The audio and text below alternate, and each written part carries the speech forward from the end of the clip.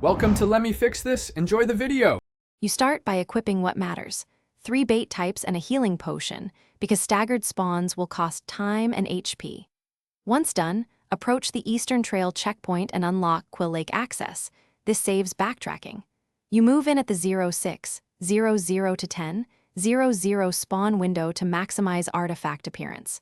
Make sure to clear nearby mobs quickly so artifact spawn points aren't contested, and mark each spawn on your minimap as you discover them. You now perform a systematic clockwise sweep around the shoreline, which prevents missed nodes and reduces travel overlap. Use bait in the order that provokes each artifact type.